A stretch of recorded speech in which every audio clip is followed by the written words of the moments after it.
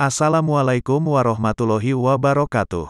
Jika kita membahas tentang azan, maka tidak lepas dari nama Bilal bin Rabah. Ia adalah sahabat Nabi yang mengumandangkan azan pertama kali di dunia.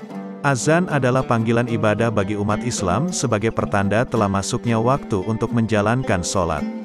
Pada masa Rasulullah, Bilal bin Rabah merupakan seorang muazin pertama yang mengumandangkan azan. Selain suara Bilal lantang dan merdu, Bilal sangat menghayati kalimat demi kalimat saat mengumandangkan azan. Ia juga punya disiplin dan keberanian yang tinggi. Hal tersebut menjadi alasan Bilal sebagai muazin pertama. Di saat Rasulullah sakit parah dan akhirnya beliau menghembuskan nafas terakhirnya, seluruh kaum muslimin amat berduka. Bahkan, Umar bin Khattab sempat mengingkari kepergian Rasulullah untuk selamanya.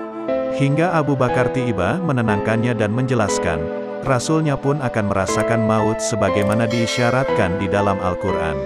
Saat jasad Rasulullah menjelang dimakamkan, Bilal bin Rabah berdiri untuk mengumandangkan azan.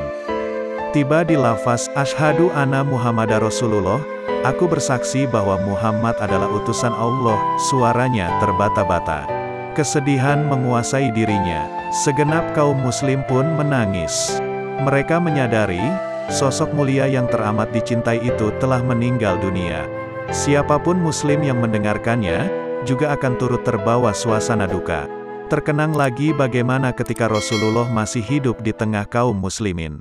Sedemikian sedihnya Bilal akan kehilangan Rasulullah, sampai-sampai dia sempat meminta izin kepada Khalifah agar boleh pergi dari Madinah. Sebab, kenangan-kenangan akan tetap menghantuinya. Setelah wafatnya Rasulullah, Bilal tidak pernah lagi mengumandangkan azan, karena ia sangat sedih dan harus menahan sakitnya kerinduan kepada Rasulullah. Ia pun pindah ke Syam, karena terlalu banyak kenangan bersama Rasulullah di kota Mekah dan Madinah. Ketika berada di Syam, suatu hari Bilal bermimpi Rasulullah. Beliau berkata kepada Bilal, "Wahai Bilal, mengapa kamu tega meninggalkan aku ke Syam? Apakah kamu sudah tidak mau berziarah kepadaku?" Bilal pun terbangun dari mimpinya. Ia segera bergegas menyiapkan barang-barangnya dan berangkat berziarah kepada Rasulullah.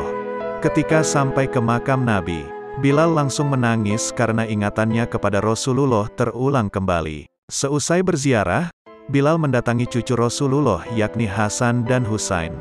Melihat kedatangan Bilal, Hasan dan Husain meminta Bilal azan kembali, karena mereka telah lama rindu terhadap azan Bilal. Ia tidak bisa menolak karena ini merupakan permintaan cucu dari Rasulullah. Sebelumnya para sahabat pernah meminta Bilal untuk azan tetapi selalu gagal. Karena ketika hendak melafalkan azan yang berbunyi Asyhadu anna Muhammadar Rasulullah, Bilal langsung menangis karena ia langsung teringat kenangannya bersama Rasulullah, sehingga tidak bisa melanjutkan azannya. Tapi kini, ia diminta kembali untuk mengumandangkan azan, yang mana permintaan ini langsung dari lisan cucu Rasulullah.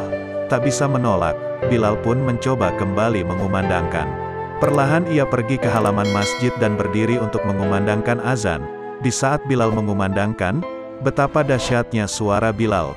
Hampir seluruh Madinah menangis karena ingatan mereka semua kembali kepada Rasulullah. Bahkan mereka mengatakan, apakah Rasulullah hadir kembali? Bilal mencoba meneruskan azannya, dan pada saat melafalkan, Asyhadu anna Muhammadar Rasulullah, ternyata Bilal langsung terjatuh dan menangis. Ia benar-benar tidak bisa melanjutkan lagi, karena kerinduannya terhadap Rasulullah yang begitu berat.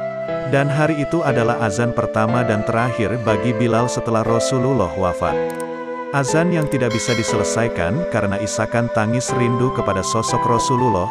Begitulah kisah Bilal bin Rabah yang sangat mencintai Rasulullah. Semoga kita dapat hikmah dari kisah ini, dan semoga kita selalu merindukan Rasulullah sebagaimana rindunya Bilal bin Rabah kepada Rasulullah.